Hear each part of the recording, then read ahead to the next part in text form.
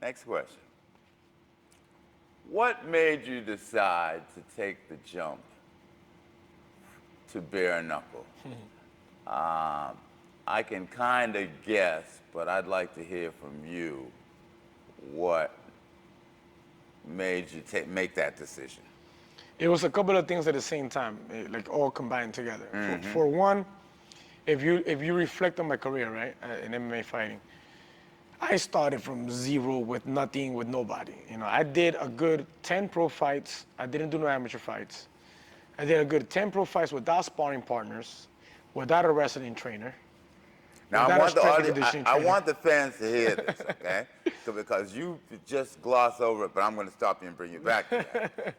No amateur fights. No amateur fights, zero. 0%. I want the fans to hear this. Yeah. No amateur fights, just, all right, go. And I started training MMA at the age of 26, as to where now you see kids starting 16, 17 and whatnot, right? I started training at the age of 26, okay? No amateur experience. I had no idea about weight classes. I had no idea that there was a 155, 145. I started fighting at 170, weighing 167, 166, 168 sometimes. And I did not look like this. Like my body, my physique was not like this. I had to work really hard I started lifting weights at the age of 22. So it took me years to change my body. That's why I never stopped lifting. I'm still working on my body. So no sparring partners for the first 10 pro fights. No strength and conditioning trainer. No wrestling trainer, which is the most needed thing was wrestling. The wrestling. And I didn't have it. Yes. Not in high school, I didn't nothing. Yeah, because a lot of wrestlers, you see a lot of wrestlers, I didn't have once a team. they have that, they can pretty much learn the striking. You dictate the pace of the fight. Yeah. You know, where it goes. You know, me as a striker, I want to be able to stay on my feet. You know, I did jiu-jitsu instead. You know, so not to put nothing down, but if I'd have had wrestling instead of jiu-jitsu, it'd be a completely different story right now. You know? But Luis, let me say something, all right? This bare knuckle stuff, this shit's made for you, bro. Oh, yeah. Okay? Because you're a scrappy mother flower anyway, all right?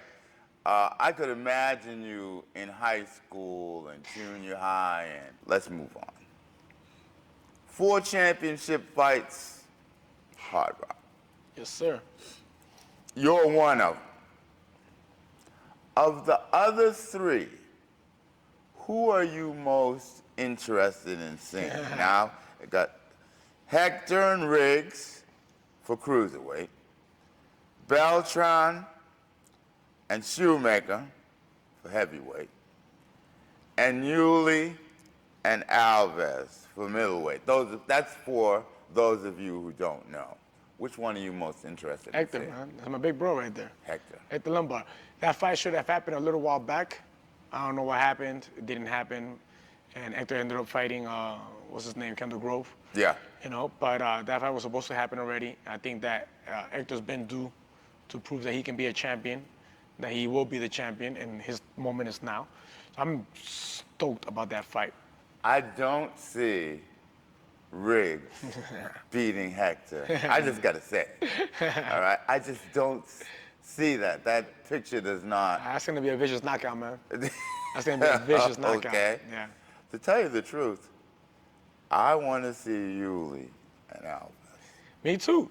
That's another one that I take into personally because That one. Thiago kind of ducked me. You know, Thiago ducked me, man. In other words, he ducked me. I said at 170, I walk around 170. And both guys. I said at 175, Yeah. I was going up. I was saying they have training. I want to powerlifting. see that.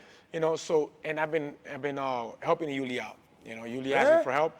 I said, of course, let's do it. And I've been a sparring partner for this fight. So, you know, him winning that fight is me winning that fight. So I definitely want to see don't know Alves, you know, like I know you, Yuli, and Hector. But that I want to see.